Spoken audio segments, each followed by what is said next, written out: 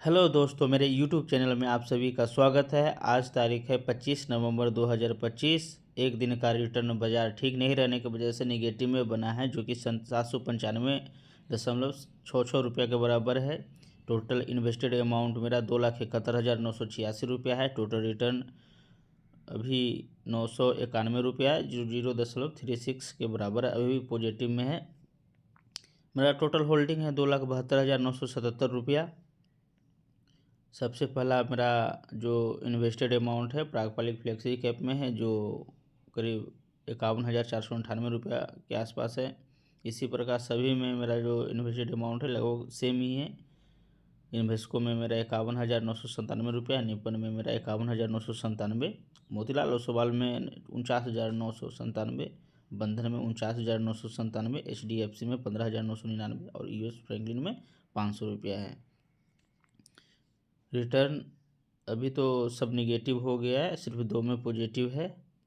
और एक दिन का आप चेंजेस देख सकते हैं, सभी निगेटिव में है क्योंकि बाज़ार ठीक नहीं था।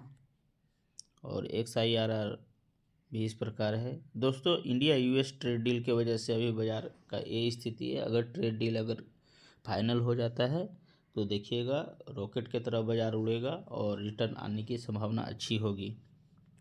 इसके अलावा मैंने अपना जो जर्नी है करीब 24 मई 2024 को शुरुआत किया था। बीच में मैंने अपना रिडम भी किया था बहुत सारा इक्विटी, और फिर से पैसा इन्वेस्ट किया अच्छे फंडों में। और आज मेरा जो जर्नी है करीब 1.5 साल से ऊपर हो गया है।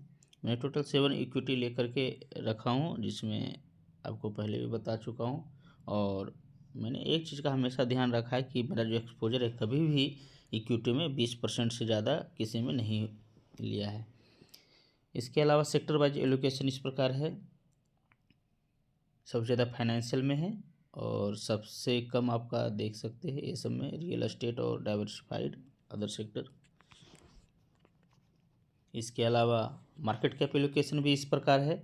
सबसे ज़्यादा स्मॉल कैप में 43.74%, और सबसे कम मेरा लार्ज कैप में है 24.25%, मिड कैप में 32%। कंपनीज भी है बहुत सारा। हेलो दोस्तों, जब भी आप बाज़ार में आए तो कभी कम समय के लिए ना आए, क्योंकि बाज़ार वोलेटाइल होता है। तो इसीलिए कम समय में इन्वेस्ट करने के लिए अगर आप आते हैं तो ना आए। लॉन्ग टर्म के लिए बाज़ार है, मिनिमम 5 साल आपको बाज़ार को देना है। और एक चीज़ का और ध्यान रखना है, जो कम समय के लिए आना चाहते हैं, 5 साल तक के लिए आना चाहते हैं, वो अपना लार्ज कैप पोर्टफोलियो ज़्यादा रख सकते हैं। मिड कैप कम और स्मॉल कैप सबसे कम ले। और जो लॉन्ग टर्म के लिए आना चाहते हैं सीधे इसका विपरीत रख सकते हैं। आपको लार्ज कैप में कम रखना होगा, मिड कैप में उसके बीच में रखना होगा, और सबसे ज़्यादा स्मॉल कैप में रखना होगा। इसके बाद देख सकते हैं कि टोटल मेरा 7 इक्विटी है। सब में मैंने अमाउंट को सेम डिस्ट्रीब्यूट करके रखा हूँ। कभी मेरे पास ज़्यादा अमाउंट आ जाता है तो किसी एक फंड में पैसे ज़्यादा डाल देता हूँ। दोस्तों, अगर आपको और कोई जानकारी चाहिए तो मेरे चैनल पे बने रहिए। थैंक यू, धन्यवाद। आपका दिन शुभ हो।